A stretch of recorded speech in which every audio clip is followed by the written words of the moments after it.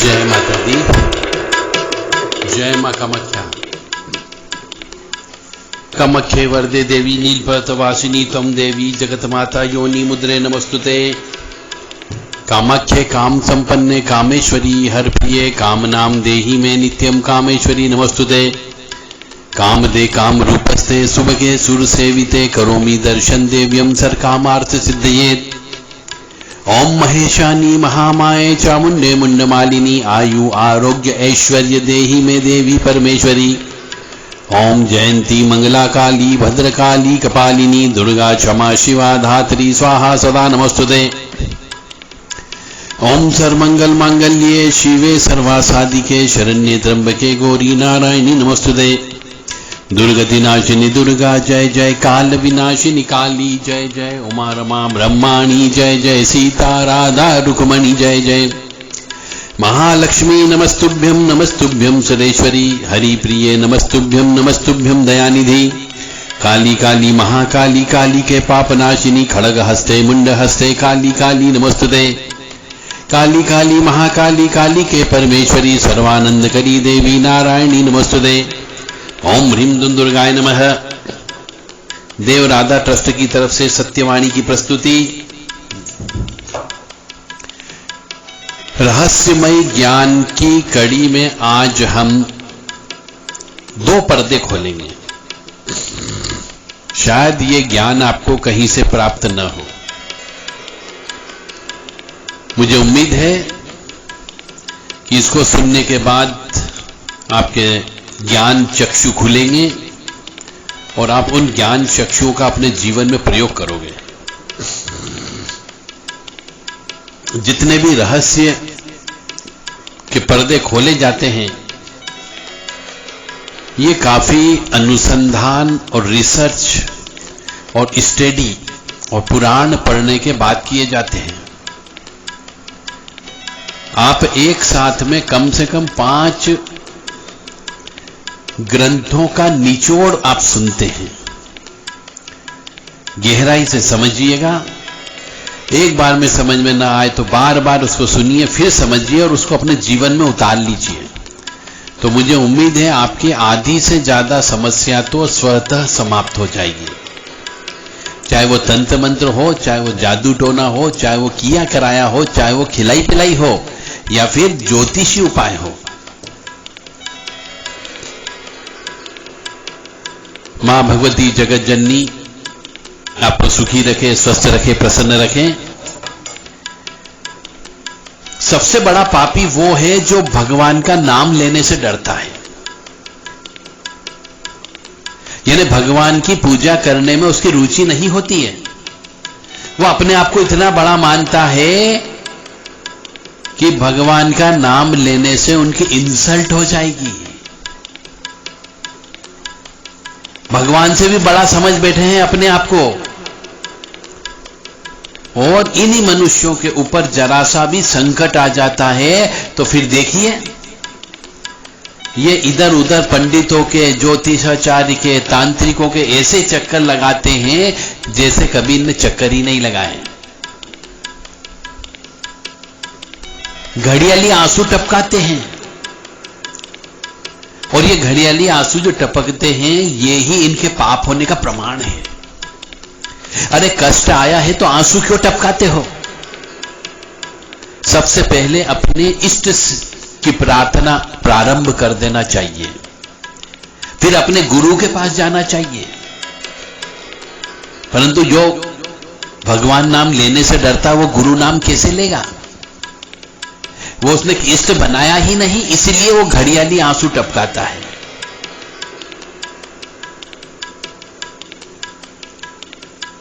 मतलब उन मनुष्यों को न जाने किस चीज का अहंकार होता है कि भगवान का नाम नहीं लेते हैं। सवेरे 7-8 बजे से लेकर के शाम को 8 बजे तक 12 घंटे सिर्फ पैसे गिनने के अलावा दूसरी चीज नजर नहीं आती और भगवान की तरफ देखना भी उचित नहीं समझते, क्योंकि भगवान का नाम लेने से इनकी पोजीशन खराब हो जाती है। और ये नहीं जान रहे हैं कि ये पापी लोग मानव देह यानी मनुष्य का शरीर पाकर भी उनको नष्ट करने पर तुले हुए हैं। यानी मनुष्य का शरीर किस लिए मिला?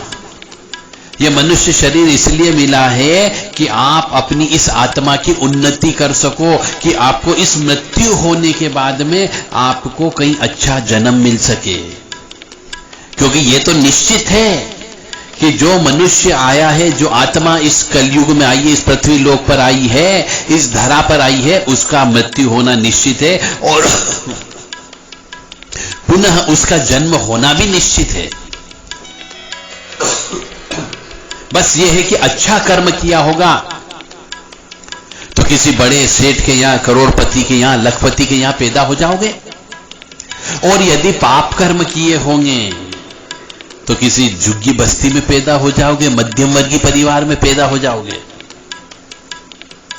इसलिए यदि मानव शरीर आपको दिया गया है तो ये इसलिए नहीं दिया गया कि सवेरे उठो, कमाओ, खाओ, बीवी बच्चों के साथ में रहो और दूसरे दिन फिर वही प्रक्रिया चलती रहे, इसलिए मानव शरीर नहीं दिया। ये रहस्य आप समझने का प्रयास करिए। जितने भी ग्रंथ पढ़ोगे उन ग्रंथ में एक ही है कि मनुष्य को अपनी इस आत्मा की उन्नति करना है, और आत्मा की उन्नति मात्र केवल मनुष्य योनि में ही रह करके हो सकती है, क्योंकि किसी भी जानवर को, किसी भी पशु को, किसी भी पक्षी को, किसी भी कीट को, किसी भी पतंग को इतना दिमाग ईश्वर ने नहीं दिया है कि वो अपनी आत्मा की उन्नति कर सके, यानी उस परमपिता परमात्मा का या जगत जननी का नाम ले सके, या कोई ऐसा कर्म कर सके जिससे उसके पापों का क्षय हो जाए। यानी कि दान धर्म करना, पुण्य का काम करना, हवन पूजन करना, ये मनुष्य के अलावा दूसरा कोई नहीं कर सकता। और इससे भी बड़े आश्चर्य की बात यह है कि कोई इस क्षेत्र में इन्हें लेता है तो ये उससे भी विद्वेष रखते हैं। संसारी बातें सुनने में इन्हें आनंद आता है, गंदी गंदी बातें सुनने में इनको बड़ा रस मिलता है। और सबसे बड़ा आश्चर्य तो यह है कि जिससे ये बातें करते हैं मिलकर के तीसरे व्यक्ति की, ये दो भी आपस में एक नहीं होते हैं, एक दूसरे की फूटी आंख नहीं देखना पसंद करते हैं, और ये तीसरे व्यक्ति की ऐसी बुराई करेंगे कि बस ये दो ही समझदार हैं संसार में, और इनसे ज्यादा कोई बड़ा है ही नहीं समझदारी में। इसलिए कहने का अर्थ यहां पर यह है कि किसी की बुराई मत करो। और ऐसे लोग जो हैं धोखे में जी रहे हैं और एक दूसरे को धोखे में रखे हुए हैं। तो भगवान का नाम लेना तो अत्यंत आवश्यक है। भगवान का नाम लेने से धीरे धीरे आपके शरीर की ऊर्जा बढ़ने लगती है, सकारात्मक ऊर्जा बढ़ने लगती है, और जब सकारात्मक ऊर्जा बढ़ती है तो नकारात्मक ऊर्जा स्वतः समाप्त हो जाती है।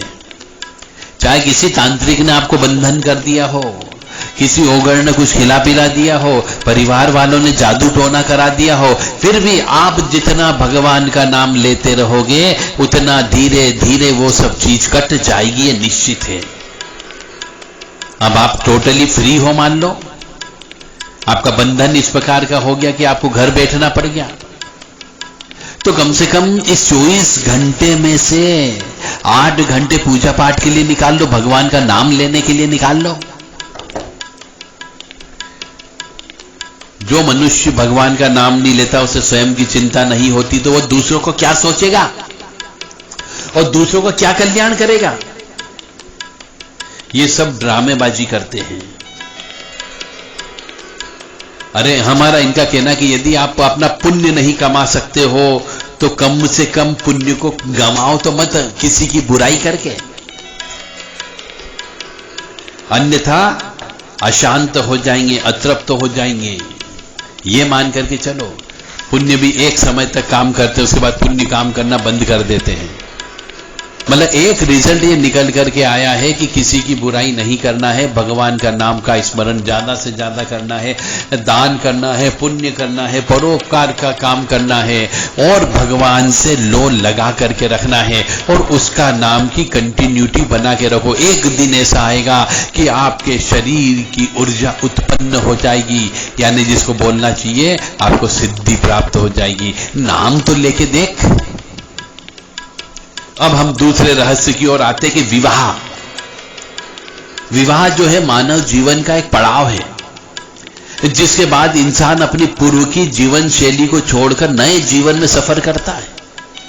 विवाह के पहले की पूरी दिनचर्या मनुष्य की अलग होती है, चाहे वो स्त्री हो या पुरुष हो, और विवाह के बाद की दिनचर्या पूरी बदल जाती है। हर स्त्री पुरुष के विवाह के समय अपना जीवन एक अनजान व्यक्ति के साथ सिर्फ यह सोचकर जोड़ता है कि मेरा हमसफर जीवन में सदैव मेरा साथ निभाएगा, मेरे हर दुख सुख को अपना दुख सुख समझेगा और जिंदगी में आने वाली सभी कठिनाइयों का हम मिलकर के मुकाबला करेंगे। विवाह को पड़ाव इसीलिए कहा गया है क्योंकि विवाह से पूर्व व्यक्ति सिर्फ अपने लिए सोचता है, स्वयं के लिए जीता है, किंतु विवाह के पश्चात वो अपने परिवार के लिए, अपनी आने वाली संतान के लिए जीता है। परंतु आज विवाह का मतलब बदल गया। रोज हम हमारे समाज में कई मामले देखते हैं कि गृहस्थ व्यक्ति जीवन में भयंकर कष्टों में है और उन कष्ट की वजह से वह हत्या भी कर देता है और कई बार आत्महत्या भी कर लेता है। स्त्री भी यही काम करती, पुरुष भी यही काम करता है। अपराध कर बैठते हैं विवाह की वजह से, तलाक हो जाते हैं, अलगाव हो जाते हैं और दूसरा विवाह होता है, झगड़े आए दिन होते रहते हैं। और तमाम ऐसी परिस्थितियों के लिए जिम्मेदार है हमारी आधुनिक जीवन शैली, जो समाज को पथभ्रष्ट कर रही है। यानी पुरानी परंपरा, मान्यता, रीति रिवाज, प्रथा, इनको आपने यदि छोड़ दिया है तो निश्चित तौर से आपके यहां पे परिवार में अलगाव अवश्य होगा, तलाक भी हो सकता है, दूसरा विवाह भी हो सकता है और झगड़े भी अवश्य होंगे। और एक हमारे यहां पे जो हर घर घर में पहुंच गई है टीवी की संस्कृति। ऐसे ऐसे धारावाहिक देखते हैं जिनका कोई अर्थ ही नहीं है, जिनकी तरफ इंसान खींचा चला जा रहा है और आधे से ज्यादा समय वो टीवी देखने में ही लगाता है, न कि भगवान का नाम लेने में नहीं लगाएगा। और धारावाहिक भी उल्टी सीधी पट्टी पढ़ाते हैं, उल्टे सीधे दिमाग के अंदर स्कीम देते हैं और जो वास्तविक जीवन में उनको उतार ही नहीं सकता, और जो वास्तविक जीवन में उतार लेता है उसका जीवन बर्बाद हो जाता है। तो टीवी के अंदर जो आप 4-5 घंटे दे रहे हो, वो 4-5 घंटे आप ईश्वर का नाम लेने में दगा दो तो आपकी जिंदगी खुशहाल हो जाएगी। आप अपने पत्नी के साथ में, और यदि स्त्री है तो पति के साथ में और बच्चों के साथ में खुशहाल जीवन जी सकती है। और हमारे यहाँ विवाह जो होते हैं उसका भी निचोड़ आप देखिए कि हमारे देश में 80% शादियां सिर्फ गुण मिलान के आधार पर हो जाती हैं, जो कि किसी भी गली मोहल्ले के किसी मंदिर में बैठे पुजारी से मिलवा लेते हैं लोग बाग, क्योंकि न तो लड़के वाले को और न लड़की वालों को कुंडली के बारे में कोई ज्ञान होता है। उनको कुंडली का ABCD भी मालूम नहीं होता है, और जो मंदिरों पे पुजारी बैठे रहते वो सिर्फ पंचांग से ज्यादा कुछ नहीं जानते। परंतु फिर भी मनुष्य जो है उन मंदिर में बैठे हुए पुजारी के पास चला जाता है जिसको ज्ञान ही नहीं है, और वो पंचांग के आधार पर गुण मिलान की सारणी देख करके गुण मिला करके दे देता है कि साहब गुण मिल गए हैं, अब तो शादी कर दो, कोई दोष नहीं है और आप विवाह कर सकते हो, ये भी बोल देता है। और विवाह हो जाता है, बाद में परिणाम चाहे कुछ भी हो। इसलिए मैं कहने का अर्थ यह है कि गुण मिलान करने से शादी विवाह नहीं करना है आपको, जबकि पूरी पत्रिका मिलाना है। पूरी पत्रिका मिलाने का मतलब हो गया पूरे 9 ग्रह एक दूसरे से मिलाना है, नक्षत्रों को एक दूसरे से मिलाना है, राशि को एक दूसरे से मिलाना है। और उसके साथ साथ देखा जाए कि विधवा योग तो नहीं है, विधुर योग तो नहीं है, षडाष्टक योग तो नहीं है, मांगलिक अमांगलिक योग तो नहीं है, विश्व कन्या योग तो नहीं है, काल सब योग तो नहीं है। ऐसे सब योग देखने के लिए पत्रिका का विश्लेषण करना पड़ता है, सिर्फ गुण मिलाने से काम नहीं चलता।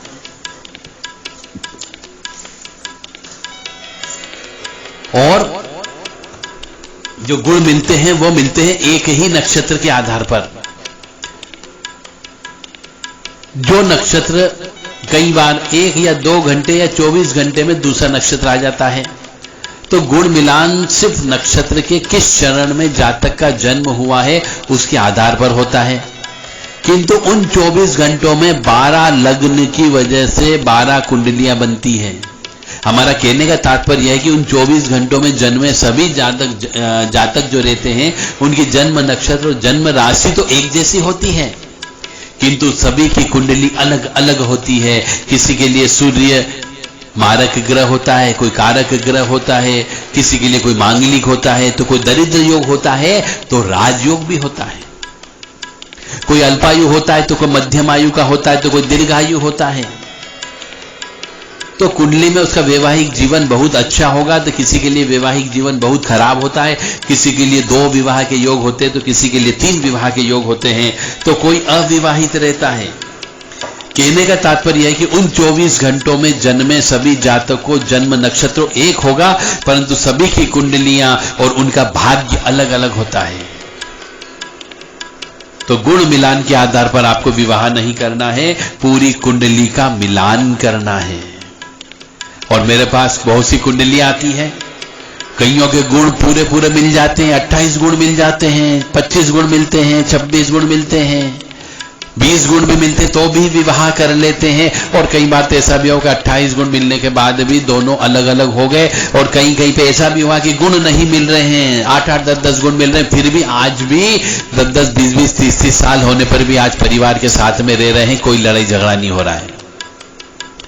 तो इसका अर्थ यहां पर यह होता है कि गुण मिलाने से विवाह नहीं करना, आपको पूरी पत्रिका का मिलान करना है। और पूरी पत्रिका मिलान करने के लिए किसी अच्छे ज्योतिषी के पास जाइए, उसको दान दक्षिणा दीजिए, उससे प्रश्न करिए तो वो आपको बताएगा। यदि आप कंजूसाईपना करेंगे अपनी जिंदगी के लिए या अपने बच्चे की जिंदगी के लिए तो आपके लिए नुकसानदेह साबित होगा। इसलिए आप छोटे मोटे मंदिरों में पूजा करने वाले, आरती करने वाले उन पुजारियों के पास मत जाइए। और एक और विशेष तीसरा रहस्य हम अब खोलने जा रहे हैं आपके सामने कि कोई दूसरा व्यक्ति आपका भाग्य नहीं बदल सकता। मनुष्य क्या करता है भाग्य बदलने के लिए? साधुओं के पास जाता है, महात्माओं के पास जाता है, ज्योतिषियों के पास जाता है, तांत्रिकों के पास जाता है, और कई बार तो ऐसे लोगों के पास में भीड़ लगी रहती है, अपनी समस्याएं लेकर उनके पास चले गए जाते हैं। इनमें से कुछ छोटे उद्देश्य और समस्याओं से गए होते हैं, तो कुछ बड़े लक्ष्य लेकर के जाते हैं, कुछ भाग्य भी बदलवाना चाहते हैं इन ज्ञानियों सिद्धों के सहारे। किंतु कोई भी सिद्ध साधु हो गया, महात्मा हो गया, संत हो गया, ज्योतिषी हो गया, तांत्रिक हो गया, अघोरी हो गया, अवधूत हो गया, किसी का भाग्य नहीं बदल सकता। यह अवश्य ध्यान रख लें। हां, अक्सर इनके पास जाने से कुछ लक्ष्यों की पूर्ति हो सकती है और लोग भ्रम पाल लेते हैं कि ऐसा हो गया वैसा हो गया। जो मैंने नाम लिया एक बार और सुन लीजिए कि किसी भी साधु के पास, किसी भी महात्मा के पास, किसी भी संत के पास में, किसी अघोरी के पास में, ओगड़ के पास में, अघोरी के पास में, ये किसी का भाग्य नहीं बदल सकते। हाँ, रास्ता बता सकते हैं, उस रास्ते पर चलोगे तो भाग्य बदल जाएगा। पर आप कहोगे साहब ये अपनी जो जमा पूंजी है इनकी चपतप की ये आपके लिए लगा देंगे और आपका भाग्य बदल जाएगा, तो ऐसा नहीं हो सकता। जो साधु महात्मा है वस्तुतः यह तो उनके भाग्य में ही था, किंतु उसकी प्राप्ति में किन्हीं नकारात्मक ऊर्जाओं का प्रभाव था जिसकी वजह से वह नहीं मिल पा रहा हो। किसी को कोई काम था, अटक रहा था, नेगेटिव एनर्जी चिपकने की वजह से यदि काम रुका हुआ था, तो इन लोगों के पास जाने से, दिव्य व्यक्तियों के पास जाने से नकारात्मक ऊर्जा का प्रभाव हट जाता है और वह व्यक्ति को वह प्राप्त हो जाता है जो उसके लिए रुका हुआ था। व्यक्ति इसे भी भाग्य बदलना मान लेता है, जबकि यह तो उसे भाग्य में ही लिखा था। वास्तविक साधु है या महात्मा है या ऋषि है या सन्यासी है, तांत्रिक है, अघोरी है, यदि साधना कर रहा है तो वह अपनी मुक्ति के लिए करता है, अपनी मोक्ष के लिए करता है, न कि किसी और के लिए। यदि वह किसी और के लिए कर रहा होता तो समाज और देश में इतनी विकृतियां नहीं होती, समस्याएं भी नहीं होती। किंतु उसे इन सब से कोई मतलब नहीं होता है। उसकी साधना उसकी आत्मा की उन्नति के लिए होती है। इनसे प्राप्त ऊर्जा यदि वह किसी दूसरों के उपयोग के लिए करता है तो उसकी संचित ऊर्जा में कमी आ जाती है। यानी वो जप तप करता है तो उसका जो मटका भरा रहता है वो किसी दूसरे का काम करेगा, किसी के भाग्य को बढ़ाता है, किसी की समस्या को दूर करता है, पिछले जन्म के प्रारब्ध कर्म को काटता है। तो उस मनुष्य जो जप तप करने वाला है, साधु है, सन्यासी है, संत है, वो अपने पुण्यों का क्षय करता है। इसलिए कोई भी व्यक्ति अपनी संचित ऊर्जा दूसरों के लिए खर्च नहीं करता। यदि वह अपनी संचित ऊर्जा को खर्चा करे तो किन्हीं व्यक्तियों का भाग्य अलग से ऊर्जा देकर बदल सकता है, किंतु कोई ऐसा नहीं करता। हां, कुछ उदाहरण आपको मिल सकते हैं कि कुछ सिद्धों के जीवन में कुछ मनुष्य आ गए और उन मनुष्यों का भाग्य उनने बदल दिया, उनकी समस्या का समाधान कर दिया। तो ऐसा हो सकता है, पर सबके लिए नहीं, कुछ लोगों के लिए। यदि किसी के पास भी है तो वह कम से कम समाज में नहीं रहता है, उससे अलग हो जाता है, क्योंकि उसे किसी चीज की जरूरत ही नहीं रहती है। अधिकांश के पास अक्षुण ऊर्जा का स्रोत नहीं होता है, उनके द्वारा साधना से प्राप्त ऊर्जा खर्च होने पर कम हो जाती है। इसलिए कोई वास्तविक साधक किसी के लिए अपनी ऊर्जा खर्च नहीं करता। अतः कोई भी किसी का भाग्य नहीं बदलता है। यह जरूर होता है कि जब कोई वास्तविक साधक साधना करता है तो उसमें और उसके आसपास की ऊर्जा बढ़ने लगती है और उसके मंत्रों की शक्ति बढ़ जाती है। तो जब कोई व्यक्ति उनके आसपास आता है या जब कोई वास्तु अभिमंत्रित करके दे देते हैं तो व्यक्ति से जुड़ी नकारात्मक ऊर्जा अथवा नकारात्मक ऊर्जा या नकारात्मक प्रभाव कम हो जाता है और जो उसके भाग्य में लिखा है वह उसको मिलने लगता है। इस कारण यदि वह किसी दिशा में कार्य कर रहा होता है तो उसकी सफलता बढ़ जाती है अथवा लक्ष्य को प्राप्त कर लेता है कोई मनुष्य। परंतु कुछ भी भाग्य से अलग नहीं होता, क्योंकि कोई अपने भाग्य से अलग सोच ही नहीं सकता। भाग्य ही व्यक्ति की सोच और गुण निर्धारित करता है। अतः जो कुछ भी लक्ष्य होता है या सोच होती है वह भाग्य के अनुसार होती है। सिद्ध की ऊर्जा उसे प्राप्त करा देती, उसके मार्ग से बाधाएं हटा देती है। अतः ये जितने भी साधु संत सन्यासी त्यागी तपस्वी अघोरी ओघड़ मनुष्य होते हैं, इनके पास में ऐसी धनात्मक ऊर्जा होती है। केवल इनके पास जाने से ही आपकी छोटी मोटी नकारात्मक ऊर्जा तो ऐसे ही समाप्त हो जाती है।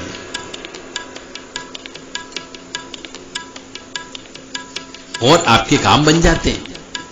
और ऐसे लोग अगर किसी वस्तु को अभिमंत्रित करके दे देते हैं, कोई तावीज अभिमंत्रित करके दे देते हैं, तो वह वस्तु भी नकारात्मक ऊर्जा को हटाने का काम करती है। कई बार तो पूरा हटा देती है, कई बार उस नकारात्मक ऊर्जा को पास ही नहीं आने देती है। तो ऐसे मनुष्य जो त्यागी होते, तपस्वी होते, साधु होते, सन्यासी होते, तांत्रिक होते, अघोरी होते, ओघड़ होते हैं, पंडा होते हैं, पुजारी होते हैं या भोपा होते हैं, भगत होते हैं, इनके पास में कुछ सकारात्मक ऊर्जा होती है, कुछ विशेष शक्ति होती है, जिसके आधार पर यदि ये धूल भी उठा के दे दे तो आपके काम बनने लगते हैं। इसीलिए इन लोगों के पास मनुष्य जाते हैं और सोचते हैं कि हमारा भाग्य बदल जाएगा। कोई किसी का भाग्य नहीं बदलता। बस ये कि आपके भाग्य में जो रुकावटें आ रही है उस रुकावटों को ये दूर कर सकते हैं।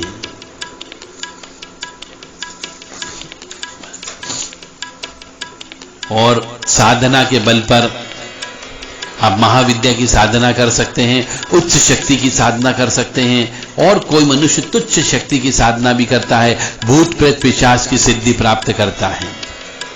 तो ऐसे मनुष्यों की कुंडलिनी जागृत नहीं होती है। कुंडलिनी जागृत करने के लिए उच्च किस्म की साधना करना होती है। इसलिए जो भाग्य में होता है वह अवश्य मिलता है, बशर्ते कि बस कुछ तांत्रिक क्रियाओं के माध्यम से भाग्य को रोका जा सकता है। परंतु ज्यादा देर नहीं रोक पाएंगे। यदि आपके पुण्य कर्म अच्छे हैं, यदि आपने पुण्य ज्यादा किया हुआ है, आपने परोपकार किया हुआ है, पिछले जन्म का पुण्य का घड़ा भर के लाए हैं, तो कोई भी मनुष्य आपके भाग्य को ज्यादा देर तक रोक नहीं सकता है। इसलिए साधु संत त्यागी तपस्वी के पास में कभी कभी चले जाना चाहिए, ताकि यदि कोई नकारात्मक ऊर्जा की वजह से आपकी कोई धनात्मक ऊर्जा रुकी हुई है, कोई काम रुका हुआ है, तो आपका बन सकता है।